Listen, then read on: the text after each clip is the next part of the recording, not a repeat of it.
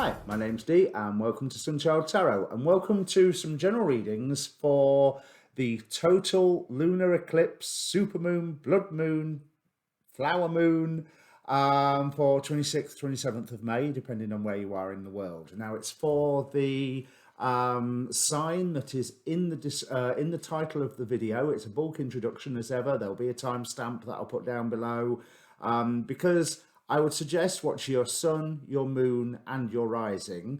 And if you only get to watch one of them, watch your rising. Now, as ever, there's a link in the description down below for a birth chart, so you can find out your rising sign if you don't know it. And as general readings and general YouTube readings, standard advice applies. You know, if it don't fit, don't try and make it fit. Don't let me make decisions for you. It's not so much, well, I suppose this one is a take what resonates, because normally I would say for my more specific readings, ask a question. But this time I'm using basically oracle cards, and it's having a look at what energies I think this lunar eclipse, or I feel, or I intuit, I suppose would be a better way of saying it, or what the cards think anyway, that are bringing to us to experience throughout the effect of this lunar eclipse. Now, sometimes that can be up to 3 months. I've got stuck in my head from somewhere. I think 3 months for a lunar and 6 months for a solar. However, looking at the symbolism and looking at the astrology of it, it looks like it's definitely a build up and a preparation of the solar eclipse when that arrives in 2 weeks, another 2 weeks' time. So I will be doing a show with astrologer David Fisher, looking at the astrology of this lunar eclipse, and also it's a full moon. So I will still be doing my full moon gods at play readings as well, where I will be looking also at the angels and demons and that sort of the symbolisms and the degree symbols of the lunar eclipse itself. Here, since it is a south node eclipse, that is also talking about letting things go, releasing, dealing with the past, all of that sort of stuff. So I thought I would have a look at the angel regarding the south node itself, which in this case is Menadel. But I also want to point out that this is under the influence of Neptune, 22 degrees Pisces. So under modern rulerships, it's happy, it's at home, it's at 22 degrees, it's a master number, giving it extra whammy. And have a look at Soul Garden Namaste TV, Serious Joy, sorry, on YouTube for more about step 22, as Kushwateki calls it. But this is conjunct Pallas, the asteroid Pallas, which a few astrologers have made something of. There's a great video. Well, there was a great note, but I'm sure there was a video about it. If I may suddenly think I'm imagining it, but about Neptune conjunct Pallas from Anastasia Cosmic Astrologer. But the one thing that I noticed that nobody else is talking about is that it is also conjunct the asteroid Orpheus. So Neptune conjunct Pallas is extra psychic whammy, extra psychic awareness, extra psychic atmosphere, psychically charged. It's also Pallas can be looking at the wise way to weaponize things. So I think we have to keep a very close eye on the media and see what symbols and metaphors and dreams and wishy-washy woolly ideas that they are pushing forward more and more and more in order to sway public opinion one way or another. Take that as you will. I'm not an anti-vaxxer or anything like that, so I'm not listening to that sort of aspect of it. But when we look at the patent argument about the COVID vaccine, or we look at the various other economic arguments that abound on the planet, I wouldn't be surprised if something comes up. But with this also being conjunct Orpheus, now what do we know about Orpheus? He was a musician. and he descended into the underworld to bring back to life his lover Eurydice, who had been killed by a snake bite, and he braved all sorts of challenges and unfortunately failed on the last 5 yards. But there's this image of a descent into the underworld for heroic reasons. Now, a lot of the astrologers are saying that this is a letting go of past baggage. And to be honest, some of the degree symbols back this up.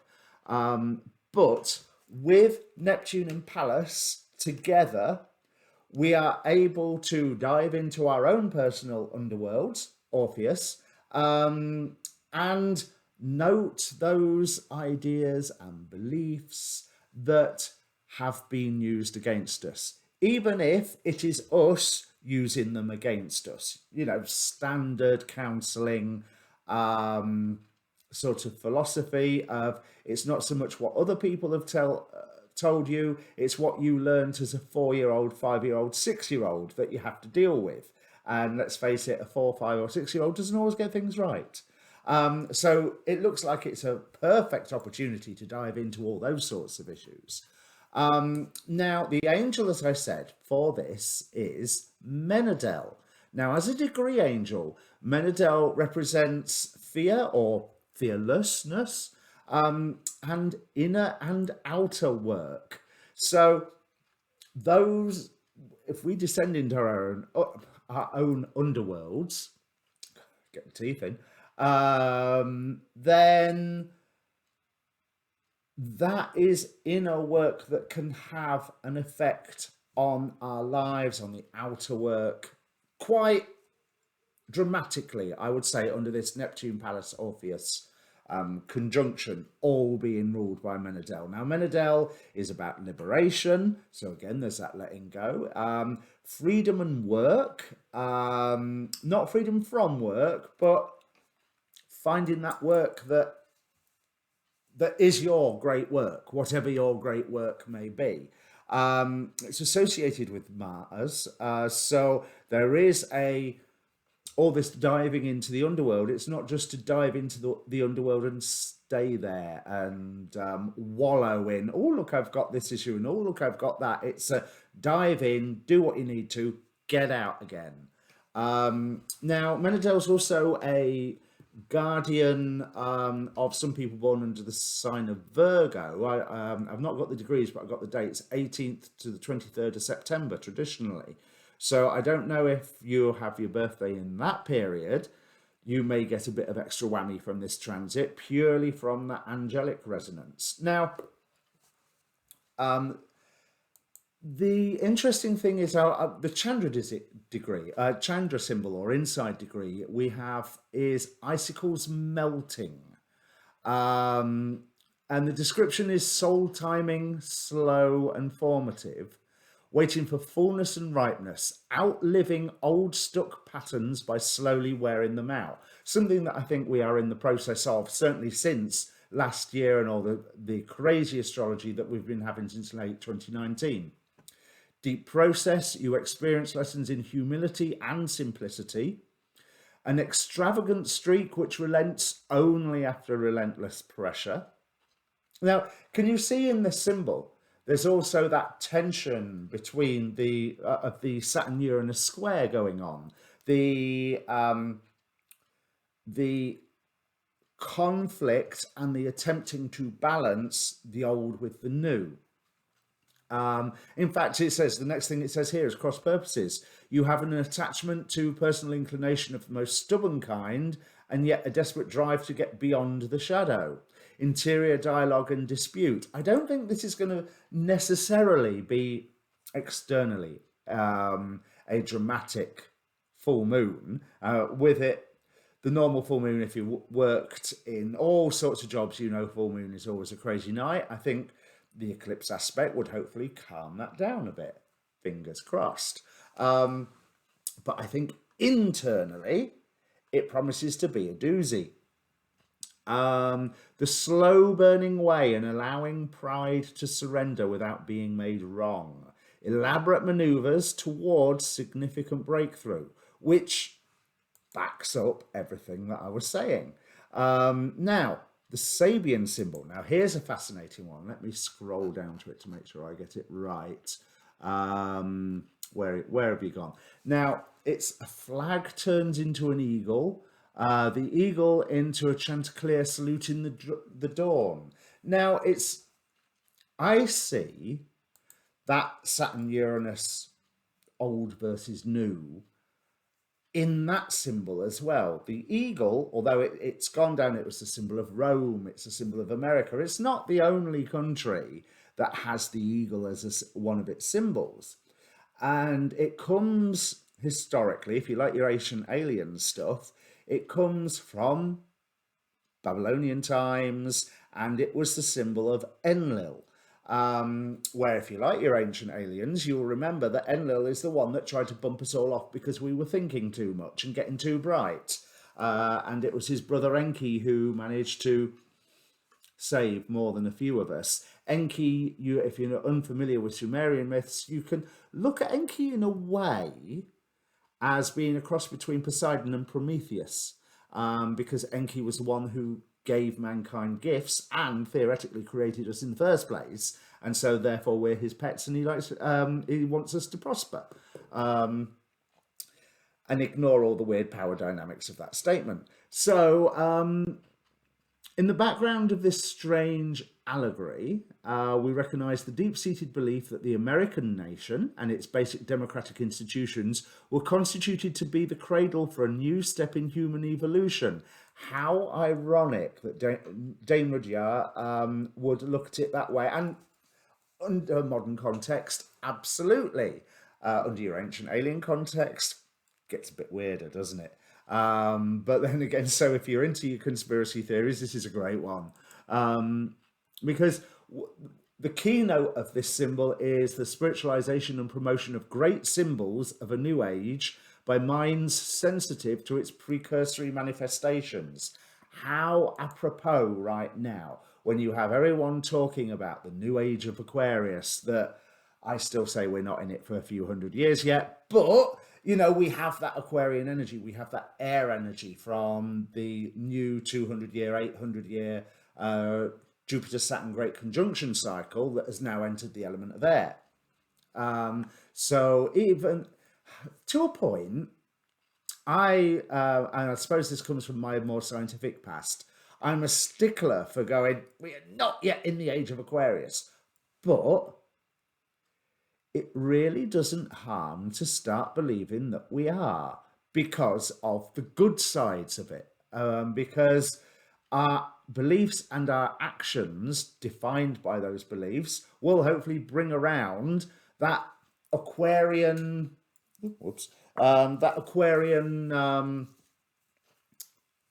paradise that everyone talks of, rather than maybe a totalitarian state, which is the shadow side of Aquarius. But, let's not talk about that one. So, carrying on with Dame Rudyard's interpretation, the flag is the abstract symbol of the nation. It becomes an eagle, another US symbol, when the concept is made alive by bold and transparent action. I suppose that relates to what I was just saying about the whole Age of Aquarius idea. The eagle symbolizes spiritual will and the power to rise from the highest possible altitude to the highest possible altitude of consciousness and purpose. Flying at such an altitude, the eagle is the first living creature to perceive the rising sun. Now, that he writes more about this, but I don't want this introduction to be too long. But I have not yet looked at the chart for the solar eclipse, and let's face it, I rely on David for the more technical understandings of all that anyway. But it will be interesting to see what I dig up about Amael for the full moon gods at play readings. Other than that, you can ask a question before this reading. Here's your opportunity now if you want to. I'm not going to guarantee you'll get an answer because it's not necessarily that sort of reading. But I'll bring the cards up in a second. So if you want to, pause, ask your question, concentrate on it for a few minutes and start the video again. In the meantime, I'll bring up the cards. Okay, Libra, and if you're Libra rising, this is happening in your third house, which is your sort of early learning, I suppose, or you're learning the basics of something. It is about your neighborhood and your interaction with the local neighborhood. And that's really interesting because the one card that jumps out from me here is Voile, represents making peace with your enemies or building bridges with people who are very, very different to you. Voile can give a lot of information about the past, present and future as well, but let's stick with the past since it's a South Node eclipse. And what I'm feeling with this, with the Wise Woman of Wonderland here, is that here, honesty is the best policy to create a new life. Sandalphon here to create quite a shiny new life by the looks of it. We have light codes, as in information is coming into you, and a splendid torch blaze brightly. And now this, to me, when I first looked at that, it reminded me of the Phoenix.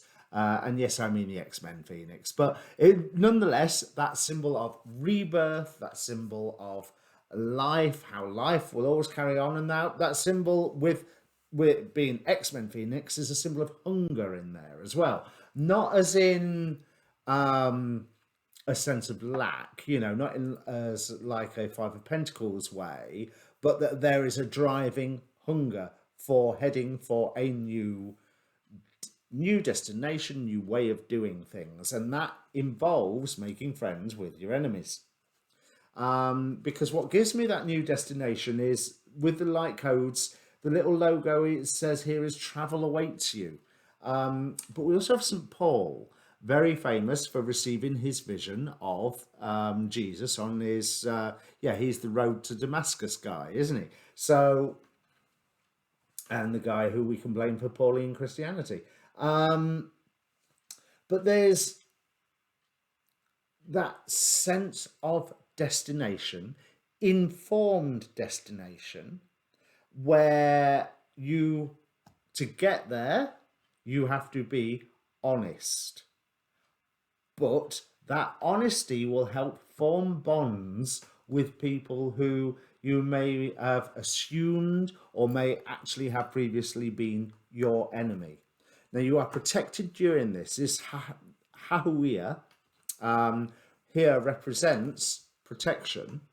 Oh, it's a bit glaring, that, isn't it? Sorry about that. Represents protection.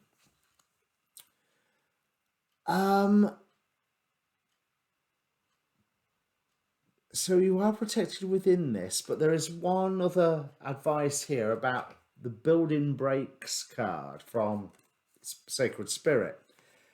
Pace yourself here. And the reason I want to say pace yourself is not just because it's telling you to here, but I almost feel like pace yourself because if you move too fast, you may miss something.